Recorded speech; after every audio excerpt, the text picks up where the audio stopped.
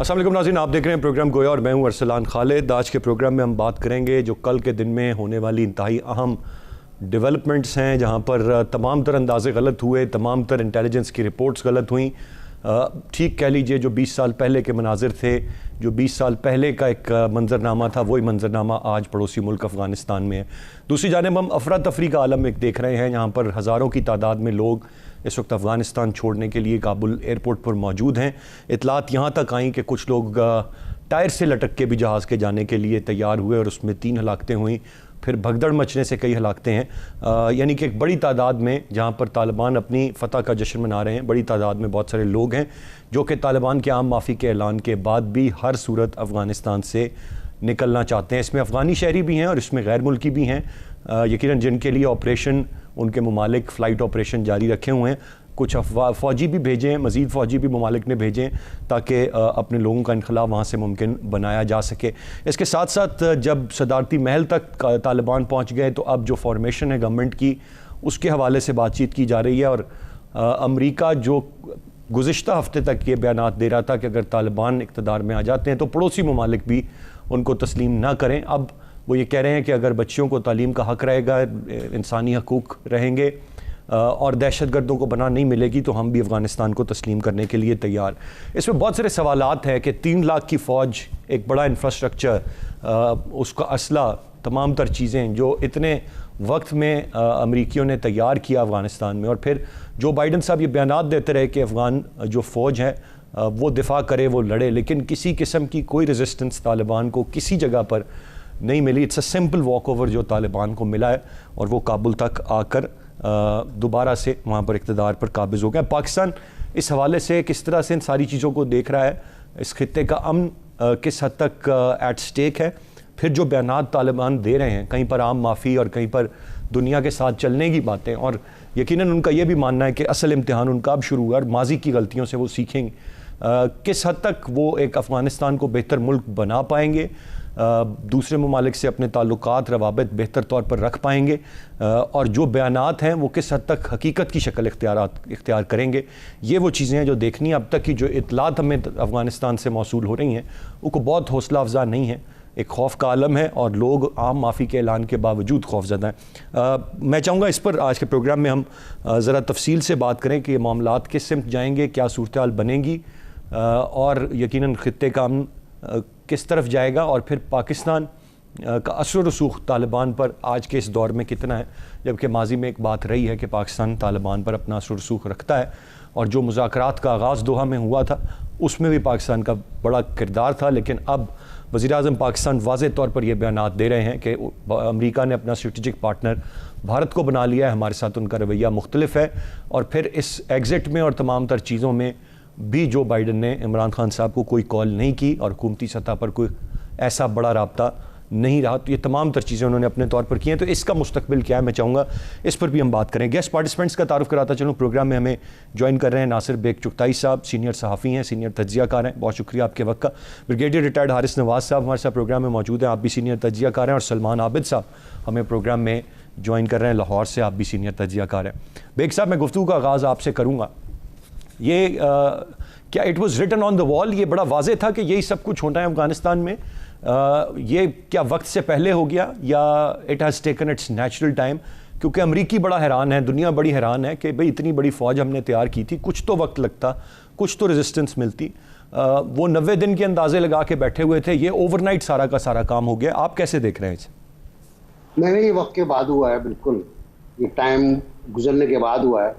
अगर अशरफ गनी साहब जो कल भागे वहाँ से अपना बोरिया बिस्तर संभाल के, वो वक्त से पहले 2 हफ्ते पहले चले जाते, 2 हफ्ते पहले चले जाते, जब तालिबान ने कहा था कि माइनस आप, हम सबसे बात करने को तैयार हैं, तो मेरा ख्याल है ये मसला इतना बड़ा नहीं होता, इतना गंभीर नहीं होता और बहुत तरीक़े के साथ इंतकाल इख्तियार हो जाता।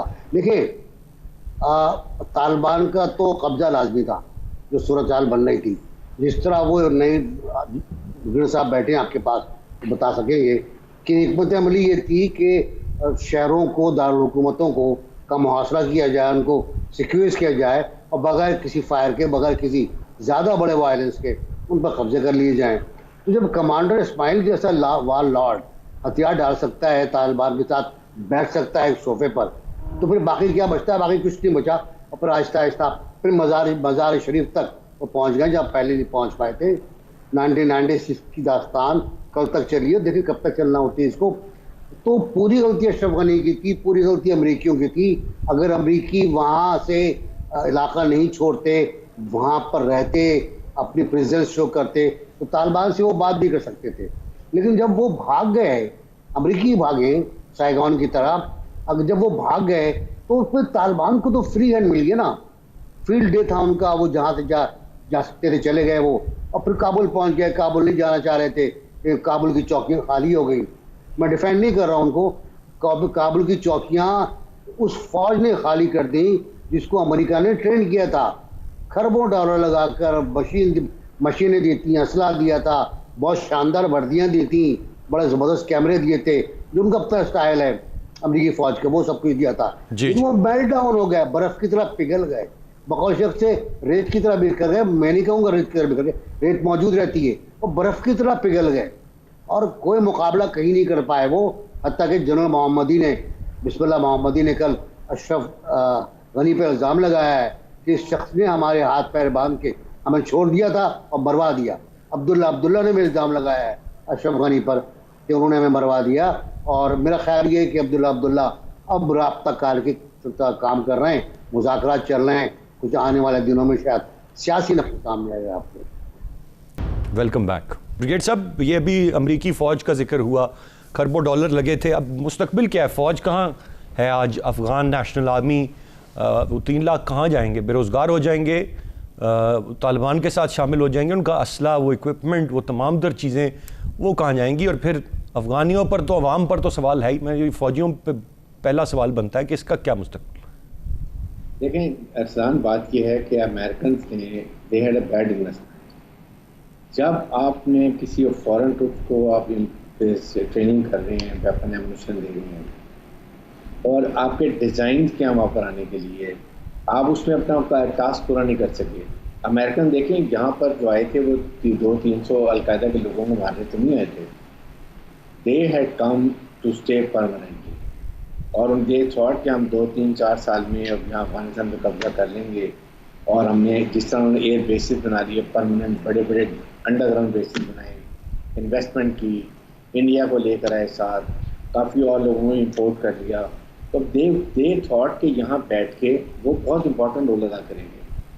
वो सेंट्रल एशिया के माउथ पे आके बैठ के, यहाँ से बैठ के उनका ख्याल था कि चाइना का जो शिनजियांग प्रोविंस है उसकी तरफ भी ये काफ़ी ज़्यादा टेररिज्म फैलाएंगे, ईरान को प्रॉब्लम ठीक करेंगे, पाकिस्तान की तरफ जाहिर है कि मॉनिटरिंग चाहिए थी उनको, ये उनके अच्छे अज़ाइम थे।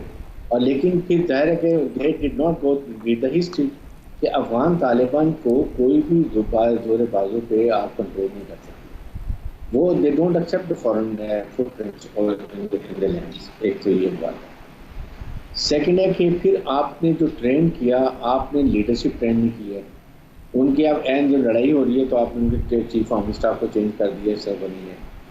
ट्रूप्स का जो एक कॉन्फिडेंस होना चाहिए अपने कमांडर के ऊपर और अपनी सिविल लीडरशिप पे, वो नहीं था, फुकदान था इसका। फिर अमेरिकन को ये बताइए कि इतना हेस्ट में जाने की क्या जरूरत है? व्हाट वाज द अर्जेंसी कि आप सब कुछ छोड़ के ना आपने वहाँ पर कोई broad based ethnic balance government बनाई, ना आपने उनको इक़्तिदार मुंतकिल किया, ना आपने आगे इलेक्शन की डेट को फिक्स की, और आपने सब कुछ अफरा तफरी में छोड़ के और रात की तरीके में चले गए। तो इससे आपको ये पता चलता है कि व्हाट यू वांटेड। मेरा नहीं ख्याल कि अमेरिकन चाहते थे कि वहाँ अमन हो, पीस हो। दे वांटेड कि यहाँ पर अंग्रेजी हो, लड़ाई झगड़ा हो। और उनके जो एनालिसिस हैं वो ये था कि यहाँ पर तालिबान में take 1 year to reach Kabul. और उसके बाद लेकिन प्रॉब्लम ये हुई कि जिस तरीके से तालिबान ने, और फिर नॉर्थ में दे थॉट कि सबसे लड़ाई वहाँ होगी, रेजिस्टेंस होगी जो इनके मुखालिफ ग्रुप है।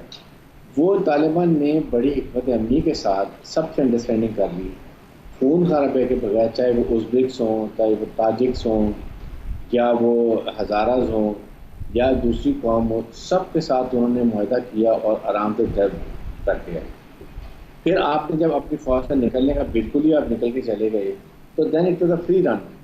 उनके ट्रूप्स के लिए मोटिवेशन चाहिए, दे वर डीमोटिवेटेड लॉट्स। उनको नज़र आ गया कि अब हमारा कोई रास्ता नहीं है। सदर गनी भागने के लिए बैठा हुआ था, नायब सदर, defence minister, everybody they had the information. तो इसी वजह से उन्होंने क्या किया कि वो बड़े आराम से सारों ने भागना शुरू किया, इन्होंने जाके सरेंडर करना शुरू कर दिया। इस वक्त ये 3 लाख जो फौजी हैं, ये जाहिर है कि चाहे कहीं होंगे, but ultimately they might become the force of Afghan government, Taliban की आइंदा के लिए। चाहे एक महीने के बाद स्टेबलाइज हो जाएंगे, या तालिबान को भी चाहिए कि इमीडिएटली यहाँ पर हुकूमत बनाने के बाद एक अपना पॉलिसी स्टेटमेंट जरूर दें, दुनिया को पता चले कि वो यहाँ पर क्या करना चाहते हैं, वो कौन सी पॉलिसी लाना चाहते हैं। कोई शरिया तो लेकर आएंगे, लेकिन ख़वातीन के लिए वो क्या बुर्का या हिजाब की बात करेंगे, उनकी तालीम की बात करेंगे, वुमेन के साथ का वर्किंग वुमेन का क्या सोचेंगे, डिफरेंट सोसाइटीज़ के साथ क्या करेंगे। इसलिए उनका काम है इमीडिएटली एक लेजिटिमेट एथनिक बैलेंस गवर्नमेंट बना लें, जिसमें जाहिर है कि अभी कोई वो डिक्टेट नहीं कर सकता। राइटली सर, ये तो बिल्कुल इस वक्त इंतहाई अहम चीज़ है और वक्त की ज़रूरत भी है। मैं ज़रा सलमान आबिद साहब की जानिब बढ़ूँगा। सलमान आबिद साहब, ये बयान के अब अफ़गानिस्तान में जंग ख़त्म हो गई, कहने को तो बज़ाहिर एक बड़ी सुनने में अच्छी बात लगती है, क्या वाकई जंग ख़त्म हो गई? जंग ख़त्म होती है तो फिर अमन आता है, अब वाकई अफ़गानिस्तान में अमन आएगा या अब एक नया सिलसिला शुरू होगा जो पूरे खित्ते को अपनी लपेट में लेगा? कैसे देख रहे हैं? देखिए, मेरा नहीं ख्याल कि इस वक्त अफ़गानिस्तान के अंदर जो जंग है वो ख़त्म हो गई है, बल्कि इस जंग की अब कई और शक्लें हमें देखने को मिलेंगी। और जो सबसे बड़ा चैलेंज है वो ये है, ख़ास तौर पे एक तो ये कि अफ़गान तालिबान जो हैं अब वो हुकूमत संभालते हुए किस किस्म से का बिहेव करेंगे, यानी वो आइसोलेशन में हुकूमत करेंगे या तमाम फ़रीक़ैन को इंगेज करेंगे। और जैसे आपने अपने इंट्रो में कहा कि क्या वो बुनियादी शहरी हकूक़ जो हैं उनकी पासदारी करेंगे, लोगों को लिबर्टियां देंगे, लोगों को स्पेस देंगे, दुनिया के साथ अपने आप को इंगेज करेंगे और ये परसेप्शन बिल्ड करेंगे कि ये एक मुख्तलिफ हुकूमत है तालिबान की माजी की हुकूमत के मुकाबले में। एक तो ये चीज़ देखी जाएगी और दूसरी चीज़ ये देखी जाएगी कि इस वक्त जो एंटी तालिबान फोर्सेस हैं वो, और अफ़गान हुकूमत में जो इस वक्त तालिबान मुखालिफ फोर्सेस है वो, और प्लस जो इंडिया है वो किस किस्म का बिहेव करता है इस रीजन के अंदर। क्योंकि कल तक तो ये हो रहा था कि इंडिया जो है वो अफ़गान हुकूमत पे इन्वेस्टमेंट करके बैठा हुआ था, इसी वजह से आपने देखा कि पाकिस्तान के ख़िलाफ़ बैशिंग जो है वो बहुत ख़तरनाक हद तक हो रही थी। लेकिन अब ये देखना होगा कि ये जो तनाजुर था बैशिंग का, ये कितना कम होता है और क्या हिंदुस्तान जो है वो रोल प्ले करता है, और फिर उसमें अमेरिका का क्या किरदार होगा। जैसे अभी ब्रिगेडियर साहब ने कहा कि क्या अमेरिका जो है वो अफ़गानिस्तान को एक मुस्तहकम अफ़गान बनाना चाहता है या वो इसको डिस्टेबलाइज रख के पाकिस्तान को डिस्टर्ब करेगा। ये जो चाइना पाकिस्तान रिलेशनशिप और सी पैक के जो कॉन्टेक्स्ट है इसमें, इसलिए मेरे नज़दीक ये कहना कि जी जंग ख़त्म हो गई है दुरुस्त नहीं है। और मैं ये भी नहीं मानता इस बात को कि अमरीकी फ़ौजी इनखला के बाद अब अमेरिका का किरदार ख़त्म हो गया है। उनके फ़ौजियों का इनखला ज़रूर हुआ है, लेकिन अमेरिका के डायरेक्ट इंटरेस्ट जो है वो अफ़गानिस्तान के अंदर किसी ना किसी शक्ल में रहेंगे और कोई ना कोई उनकी प्रॉक्सी वॉर जो है वो लड़ता रहेगा। इसलिए जो सबसे बड़ा कॉन्टेक्स्ट है पाकिस्तान के तनाजुर में कि वो ये कि ये जो कुछ अफ़गानिस्तान के अंदर होगा आने वाले कुछ अरसे में, इसका जो रिफ्लेक्शन है या इसका इम्पैक्ट है वो पाकिस्तान में नेगेटिव ना आए।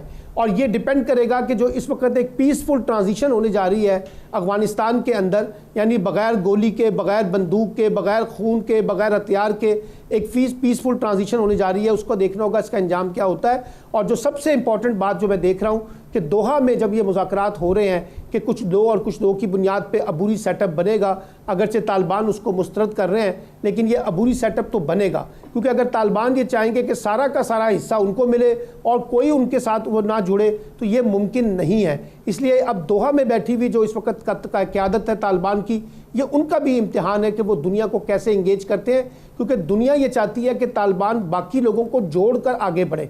अगर तालिबान ख़ुद को अलहदा से रखकर आगे बढ़ने की कोशिश करेंगे, फिर दुनिया की रिजर्वेशंस या दुनिया की रिफ्लेक्शन जो आएंगी वो देखनी होंगी।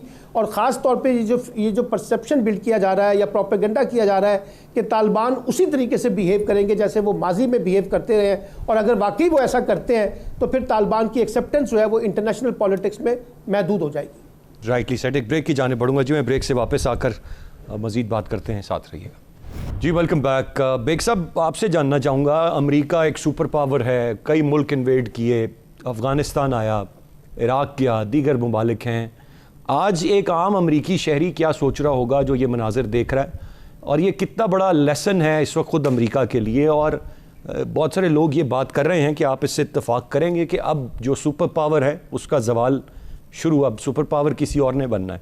अब ये तो खैर मैं नहीं कह सकता, लेकिन ये कि हम लोग अमेरिका के उस मिशन में शरीक थे जिसमें सोवियत यूनियन को तोड़ा गया, तो उसके बाद सुपर पावर एक ही हो गई, यूनिपोलर पावर वर्ड हो गई है, और भुगत रहे हैं उसको, हम उस गलती को भुगत रहे हैं।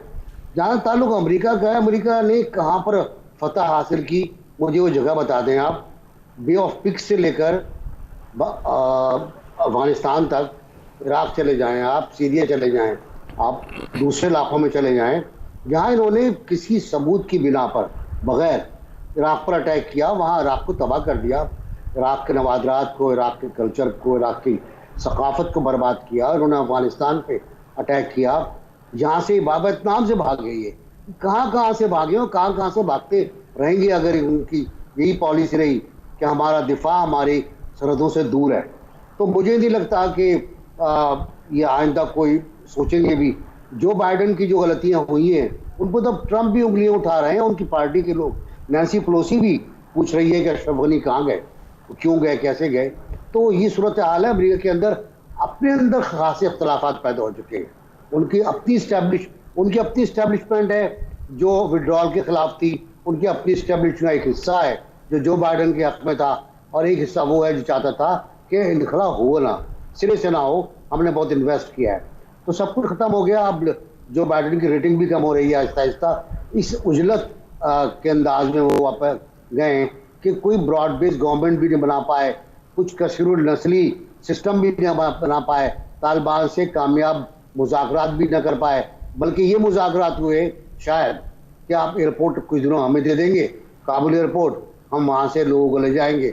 और वहाँ अशर देख रहे हैं आप, अमरीकी फौजियों की मौजूदगी में लोग किस तरह मर रहे हैं, किस तरह अमरीकी फौज फायरिंग कर रही है उन लोगों पर जो उनके अपने लोग हैं, जो उनके अपने ट्रांसलेटर्स हैं, अपने मुखबिर हैं, अपने कारिंदे हैं। वो भागना चाहते हैं वहाँ से एयरपोर्ट पे, तो और उन पर फायरिंग कर रहे हैं। 5 आदमी फायरिंग करके मार दिए, 3 आदमी जहाज से गिर के मर गए।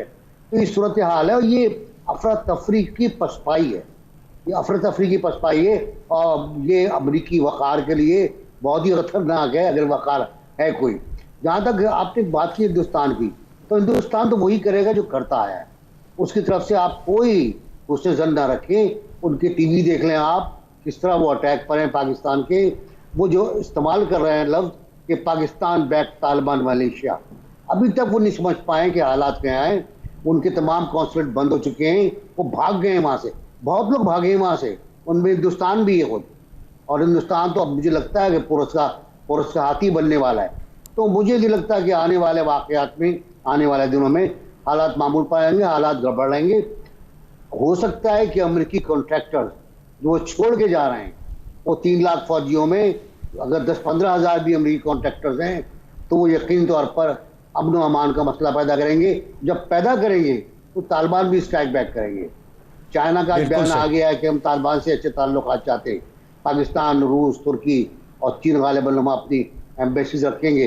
तो ये एक रास्ता खुला हुआ मिलेगा हमको कि हम तालिबान से बात कर सकें। और सलमान की बात बिल्कुल दुरुस्त है कि अगर तालिबान ने पुरानी रविश बरकरार रखी तो बहुत डिफ़िकल्टी होगी।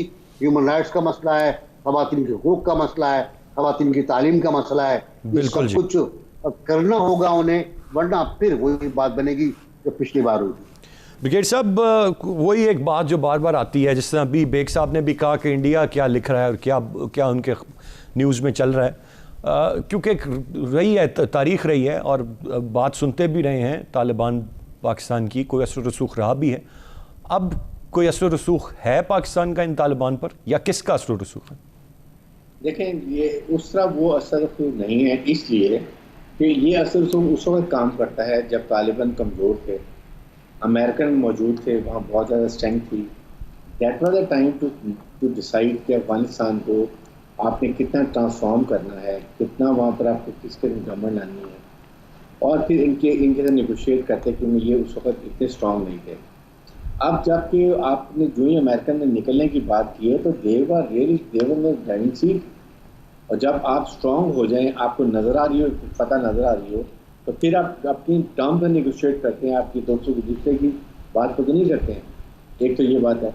लेकिन पाकिस्तान को फिर भी आज भी देखिए उनका वक्त आया हुआ है पाकिस्तान में। पाकिस्तान को बहुत बड़ी एक अपॉर्चुनिटी ये है कि अफगान गवर्नमेंट जो एंटी पाकिस्तान थी वो रॉ के साथ मिली हुई थी, NDS उनकी इंटेलिजेंस एजेंसी मिली हुई थी, तहरीक तालिबान को सपोर्ट कर रहे थे, उसके बाद वो ISIS को सपोर्ट के साथ मिल के बलोचिस्तान में प्रॉब्लम कर रहे थे, CPAC को डिले करना चाहते थे। उधर अगर आप देखें तो इस्लामिक जो तुर्किस्तान एक इस्लामिक मूवमेंट है ईस्ट में, वो उधर के मुसलमानों के लिए, चाइना के लिए वो प्रॉब्लम क्रिएट कर रहे थे। सो ये मसाइल अब काफ़ी हद तक नहीं होंगे। चाइना ने भी उनसे मुआहदा कर दिया है, जब वहाँ पर गए उन्होंने कहा जी हमारी सरजमीन किसी के लिए नहीं इस्तेमाल होगी। हमारे लिए सबसे बड़ी ये बात है कि वी आर वेरी हैप्पी कि अब इंडिया में सफ़े माता मचा हुआ है। मैं जो चैनल पर था, जो रो पीट रहे हैं वो हमें पता है कि उनके साथ क्या हुआ है। उन्होंने अपने सारे जितने कॉन्टैक्ट थे उनको उठा के ले गए हैं, लोग भाग गए हैं, तितर बितर हो गए हैं। इस वक्त वहाँ पे कन्फ्यूजन है। उनके जहाज़ आए थे वेपन एमुनिशन छोड़ के और उन लोगों को ले गए हैं, उनके कॉन्टैक्ट ब्रेक हो गए हैं। ये पाकिस्तान के लिए ब्लेसिंग इन डिस्गाइज है। हमें अब ये सोचना है कि हमने किस वक्त कितनी जल्दी तालिबान की हुकूमत जो भी बनती है ब्रॉड बेस्ड, उसको कितनी जल्दी एक्सेप्ट करना है, रिकगनाइज करना है।